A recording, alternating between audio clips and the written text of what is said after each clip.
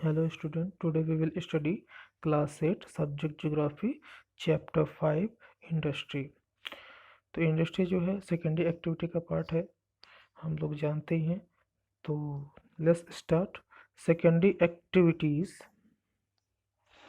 Are those activities which change raw material into products of more value of people. तो secondary activity वो activity होती है जिसमें क्या किया था, रॉ मटेरियल को क्या किया था और ज़्यादा क्या है, वैल्यूएबल प्रोडक्ट या फिर वैल्यूएबल फॉर्म में क्या किया जाता है, प्रोडक्ट को मटेरियल को चेंज किया जाता है फॉर द पीपल, लोगों के लिए एक तरह से हम कह सकते हैं,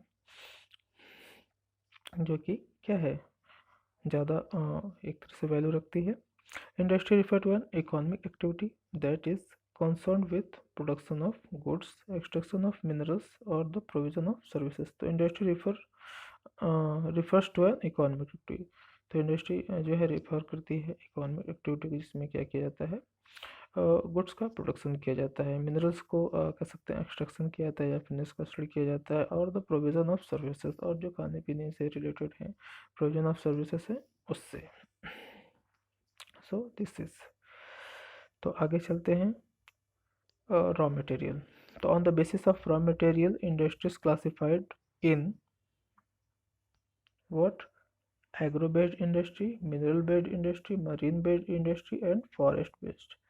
तो एग्रो बेस्ड इंडस्ट्री में क्या होता है, जो इंडस्ट्रीज होती है, industries based on agricultural product.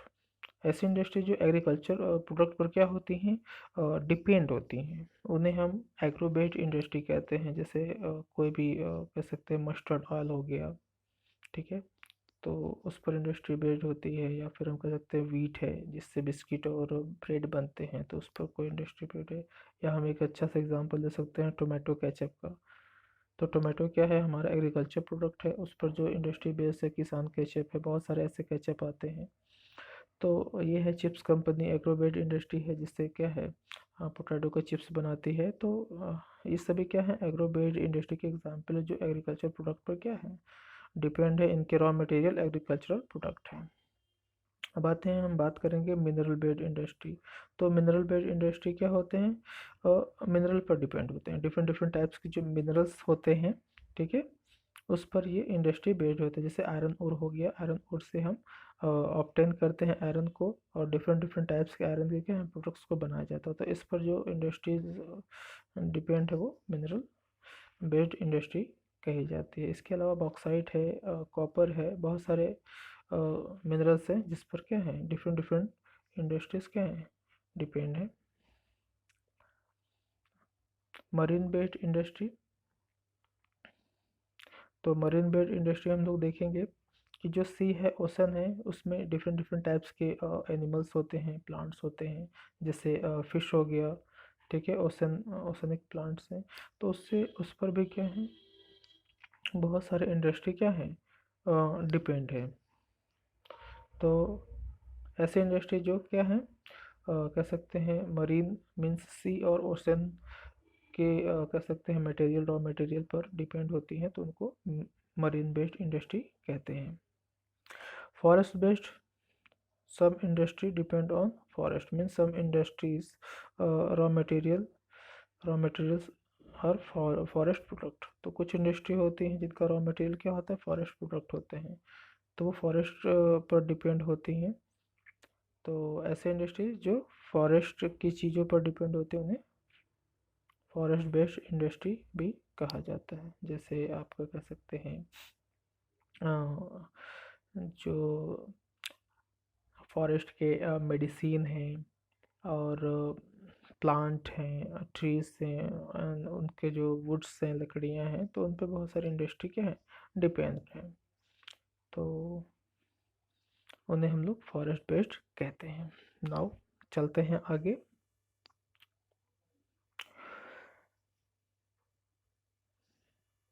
Size, size of industries, on the basis of size we will discuss industries classified in two part. तो देखते हैं पहले first point. Size refer to the amount of capital invested, number of people employed and the volume of the production. तो size के आधार पर क्या होता है, जो है कह सकते हैं, देखते हैं कि कितना जो है मनी इन्वेस्ट हुआ है, नंबर ऑफ पीपल कितना वर्क कर रहे हैं, एम्प्लॉयड जो है कितना वर्क कर रहे हैं, और जो कंपनी है वो कितना प्रोडक्शन कर रही है। तो हम लोग देख सकते हैं नेक्स्ट पॉइंट में, industries based on size are classified into small scale and large scale industry. तो अगर हम साइज की बेसिस पे इंडस्ट्री को क्लासीफाई करेंगे तो इंडस्ट्रीज को टू पार्ट में डिवाइड किया गया है, divided into two part, industries classified into two part, small scale and large scale industry. तो हम लोग बात करेंगे स्मॉल स्केल इंडस्ट्री के बारे में। तो देखते हैं हम लोग, first point, small scale industries manufacture products by hand and include cottage and household industry. These industries use lesser amount of capital and technology. तो देख सकते हैं इसमें कि जो स्मॉल स्केल इंडस्ट्री है वो क्या करते हैं, प्रोडक्ट को मैन्युफैक्चर करते हैं, कैसे, बाय हैंड, ठीक है, हाथ से चीज़ों को बनाते हैं, and include cottage and house hold industry. और इसमें जो है कॉटेज इंडस्ट्री मीन्स कुटीर उद्योग, या हाउस होल्ड इंडस्ट्री जो मीन्स घर में ही क्या है चीज़ों को क्या किया जाता है, मैन्युफैक्चर करके बनाया जाता है। तो स्मॉल स्केल लेवल पे बनाया जाता है, इसलिए ये स्मॉल स्केल इंडस्ट्री कहे जाते हैं। दिस इंडस्ट्रीज जो lesser amount of capital and technology, इस इंडस्ट्री में क्या होता है, कम पैसा खर्च होता है और टेक्नोलॉजी भी क्या होती है, उतनी एडवांस नहीं होती है। अब एग्जाम्पल के तौर पे हम लोग देख सकते हैं, जैसे बास्केट वीविंग मीन्स टोकरी बनाना, पॉटरी बर्तन बनाना, एंड अदर हैंडीक्राफ्ट इंडस्ट्रीज। और इसके अलावा जो दूसरे हैंडीक्राफ्ट इंडस्ट्रीज हैं वो सभी आते हैं। तो ये सभी स्मॉल स्केल इंडस्ट्री के क्या हैं, एग्जाम्पल हैं। अब आप हम लोग आगे देखेंगे large scale industry. So large scale industry में हम लोग डिस्कस करेंगे। Large scale industries produce large volume of product. Large scale industry जो होता है वो क्या है, बहुत बिग अमाउंट में क्या करता है, प्रोडक्ट्स को प्रोड्यूस करता है। The investment of capital is higher and technology is superior. तो जो लार्ज स्केल इंडस्ट्री होती है इसमें क्या है, जो मनी इन्वेस्ट होता है वो भी बहुत ज़्यादा होता है और टेक्नोलॉजी भी क्या होती है, एडवांस यूज़ की जाती है। एग्जाम्पल के तौर पर हम लोग देख सकते हैं लार्ज स्केल इंडस्ट्री में production of automobiles and heavy machineries. जो डिफरेंट डिफरेंट टाइप्स के जो ऑटोमोबाइल्स है, जैसे कार हैं, गाड़ियाँ हैं, वो और हैवी जो मशीनरीज हैं, जो मशीन्स हैं, वो जो हैं लार्ज स्केल इंडस्ट्री के एग्जाम्पल्स हैं।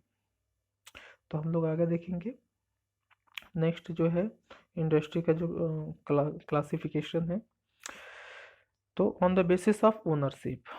तो ओनरशिप के बेसिस पे हम लोग इंडस्ट्रीज को जो है डिवाइड कर सकते हैं। तो on the basis of ownership industries can be classified into the following sector. तो देखते हैं हम लोग, जो पहला है private sector, second public sector और state owned, third joint sector, and the cooperative sector. तो चलिए वन बाय वन इसके बारे में हम लोग देखते हैं क्या क्या चीज़ें हैं। तो private sector, private sector industries are owned and operated by individual or a group of individual. For example Bharat heavy electrical limited, Indian oil corporation. तो प्राइवेट जो सेक्टर इंडस्ट्रीज होती हैं या ये जो होती हैं owned and operated by individual or a group, ये किसी एक व्यक्ति का भी हो सकता है या फिर इंडिविजुअल का मीन्स कुछ लोगों का ग्रुप भी हो सकता है। एग्जाम्पल के तौर पे हम लोग देख सकते हैं भारत हैवी इलेक्ट्रिकल लिमिटेड और Indian oil corporation sorry. Second point is that public sector industries are owned and operated by government.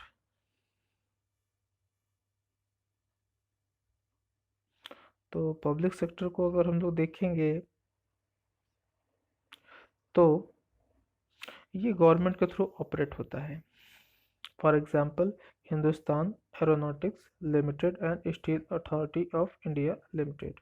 तो हिंदुस्तान और एरोनॉटिक लिमिटेड जो है वो गवर्नमेंट के थ्रू ये इंडस्ट्री रन होती है, और steel authority of India limited ये भी क्या है, गवर्नमेंट के थ्रू क्या होती है, कंट्रोल होती है, ऑपरेट होती है। तो ये रहा आपका पब्लिक सेक्टर का एग्जाम्पल। तो प्राइवेट सेक्टर हो गया, पब्लिक सेक्टर हो गया। अब हम लोग आगे देखेंगे जॉइंट सेक्टर इंडस्ट्री।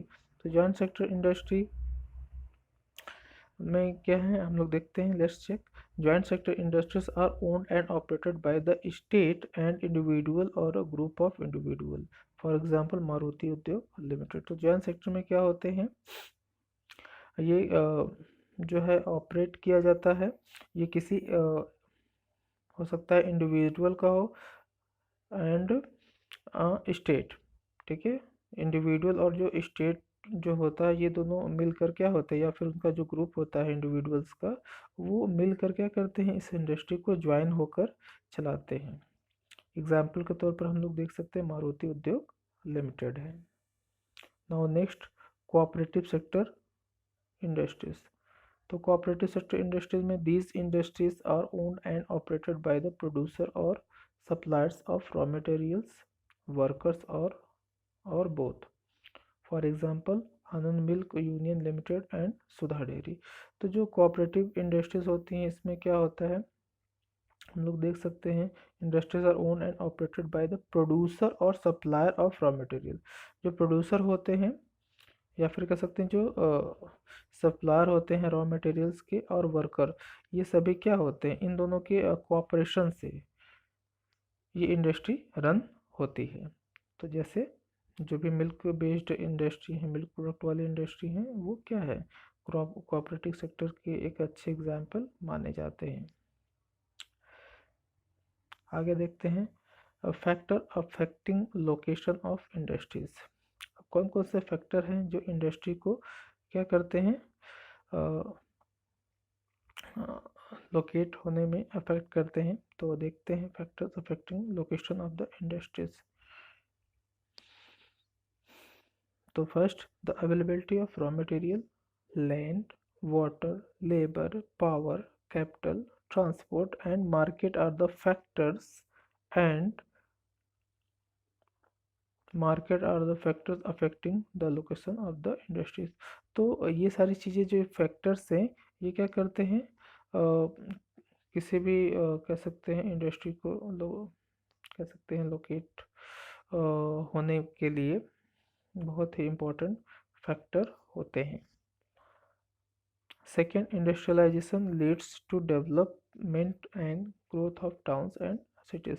तो इंडस्ट्रियलाइजेशन होने से क्या होता है, ये लीड करता है टाउन्स और सिटीज़ के डेवलपमेंट और ग्रोथ को, क्योंकि जहाँ पे इंडस्ट्रीज होगी उसके आसपास ही क्या होते हैं, कॉलोनी डेवलप होते हैं, और फिर मार्केट बनने लगते हैं, और वो मार्केट जो होते हैं धीरे धीरे सिटी में कन्वर्ट हो जाते हैं। इंडस्ट्रियल सिस्टम, नेक्स्ट हमारा टॉपिक है इंडस्ट्रियल सिस्टम।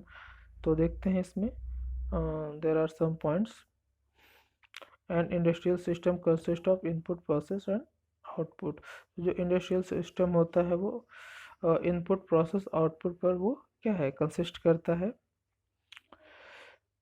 तो देखते हैं raw material, labour and cost of land, transport, power and other infrastructure are the inputs. तो इनपुट्स में raw material, labour and cost of land, transport, power, ये सभी क्या हैं इंडस्ट्रियल सिस्टम में इनपुट में आते हैं। एक तरह से कह सकते हैं ये इनपुट वाले पार्ट हैं। Now second, the process include a wide range of activities that convert the raw material into finished product। तो जो प्रोसेस है जिसमें क्या होता है, wide range of activity convert the raw material, जिसमें रॉ मटेरियल को क्या किया जाता है, कन्वर्ट किया जाता है फिनिश्ड प्रोडक्ट में। तो ये क्या होता है, ये प्रोसेस के अंतर्गत आता है। Now fourth point, the result or the output are the end of the product and income earn from it. और रिजल्ट में लास्ट में क्या होता है, जो हमारा आउटपुट होता है, हमारा जो फाइनल गुड्स होता है जिससे हमें इनकम अर्न होती है, वो हमारा किस में आता है, आउटपुट में। इंडस्ट्रियल रीजन, तो देखते हैं बहुत सारे वर्ल्ड में इंडस्ट्रियल रीजन्स हैं। तो देखते हैं industrial region emerge when a number of industries locate close to each other and share the benefits of their closeness. तो industrial region emerge when a number of industries locate, तो वहाँ emerge होते हैं जहाँ पर बहुत सारे इंडस्ट्रीज क्या होते हैं, पास पास वो क्या होते हैं, लोकेटेड होते हैं, और वो अपने बेनिफिट्स के लिए एक दूसरे से चीज़ों को क्या करते हैं, शेयर करते हैं। Major second point, major industrial region tend to be located in the temperate areas near seaport and especially near coal fields। ज़्यादातर जो कह सकते हैं जो इंडस्ट्रीज हैं वो कहाँ पर लोकेटेड हैं, टेम्परेट एरियाज में या फिर near the sea port and near the coal fields. Number third point, major industries region of the world are eastern North America, western and central Europe and eastern Europe and eastern Asia. तो ये सब क्या है, major industrial regions है world के, जिसको हम कह सकते हैं eastern North America, west and central Europe, eastern Europe and eastern Asia. Now fourth point, in India the industrial region are Mumbai Pune cluster.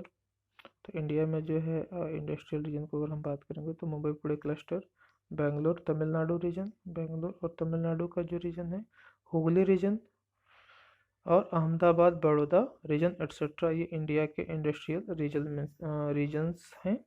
अब हम लोग बात करेंगे डिस्ट्रीब्यूशन ऑफ मेजर इंडस्ट्रीज। जो मेजर इंडस्ट्रीज हैं उनके डिस्ट्रीब्यूशन के बारे में, the iron and steel industry, the textile industry and the information technology industry are world's major industries. तो जो है हम लोग देखेंगे जो मेजर इंडस्ट्रीज हैं, सबसे पहले तो आपका जो आयरन एंड स्टील इंडस्ट्री है, टेक्सटाइल इंडस्ट्री है, उसके बाद इंफॉर्मेशन जो टेक्नोलॉजी इंडस्ट्री है, ये वर्ल्ड के मेजर इंडस्ट्रीज में से एक है। तो देखते हैं हम लोग, iron and steel industry are located in Germany, USA, China, Japan and Russia. तो आयरन एंड स्टील इंडस्ट्री जो है जर्मनी, यूएसए, चाइना, जापान और रसिया में ये सब लोकेटेड है। नाउ नेक्स्ट जो है ये आयरन स्टील के थे। अब हम लोग देखेंगे textile industry. Textile industries are located या sorry located in India, Hong Kong, south Korea, Japan and Taiwan. तो टेक्सटाइल इंडस्ट्री जो है India, Hong Kong, south Korea, Japan और ताइवान में लोकेटेड है। The Silicon Valley of central California and Bengaluru region of India are the major hubs of information technology.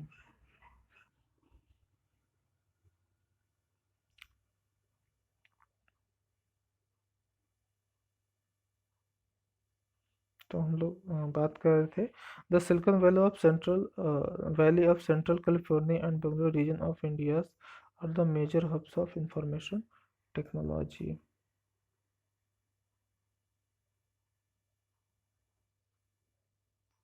Yes. तो जो Silicon Valley है central California का, ये एक क्या है, बहुत ही बड़ा कह सकते हैं आईटी सेक्टर है, जो इंफॉर्मेशन टेक्नोलॉजी में काफ़ी कह सकते हैं हाईएस्ट पोजीशन पर है। ये आईटी इंडस्ट्री है, ये जो है सिलिकॉन वैली, जो कहाँ पर है, ऑफ सेंट्रल कैलिफोर्निया। एंड अब अगर हम इंडिया के बारे में बात करेंगे, and Bangalore region of India are the major hubs of information technology industry. तो इंडिया का जो बेंगलुरु रीजन है वो भी क्या है, आईटी इंडस्ट्री में क्या है, काफ़ी हाईएस्ट लेवल पर है इंडिया में। आगे हम लोग देखेंगे iron and steel industries. First point, iron and steel industries comprises with input, process and output. It is a mineral based industry। तो जो आयरन एंड स्टील इंडस्ट्री है, ये कह सकते हैं कि ये जो वेरियस इनपुट प्रोसेस आउटपुट है, उस पर ये कह सकते हैं एक तरह से वर्क करता है। ये एक तरह से मिनरल बेस्ड इंडस्ट्री है। Second, inputs in this industry include raw materials such as iron ore,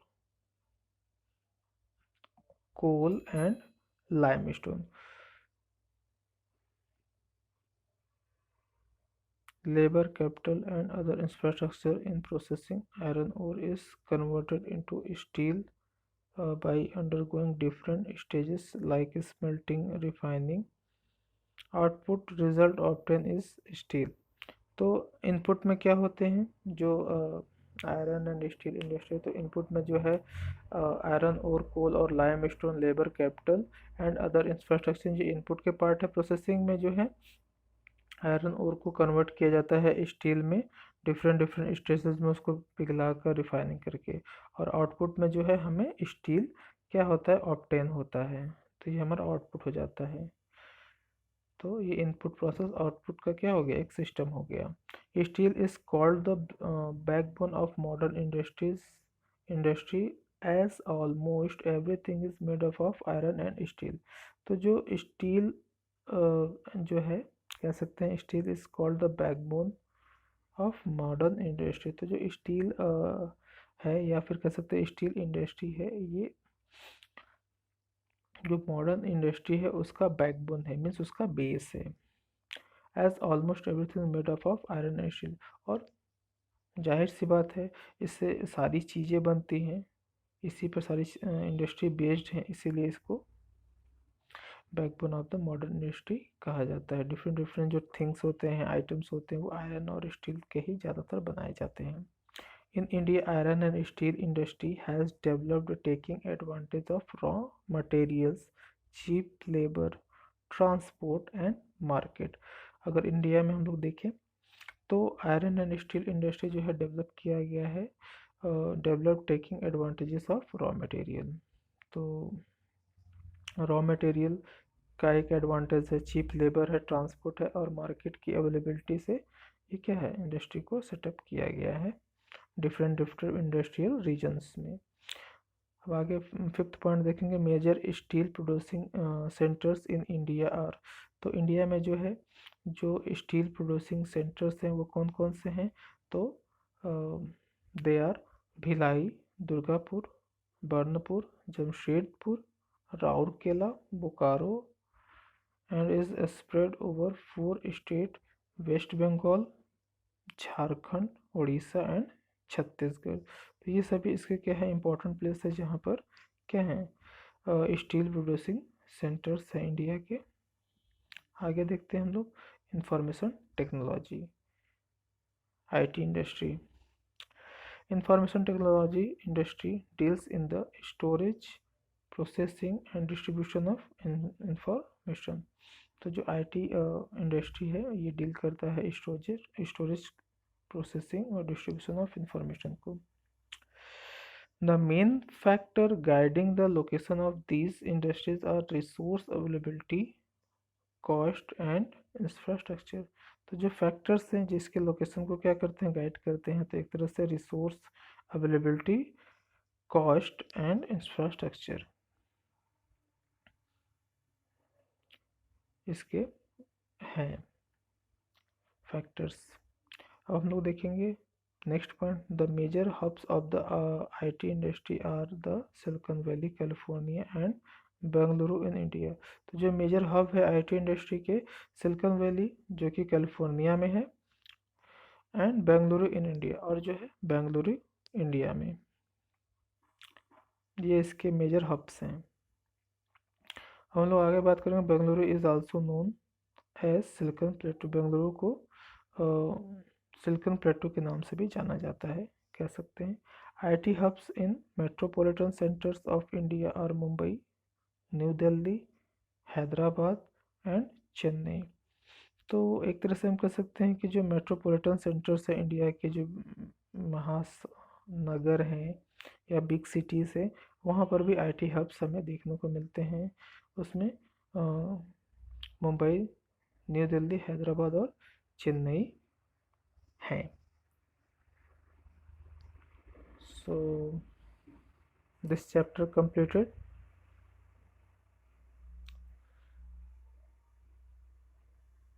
Thank you all.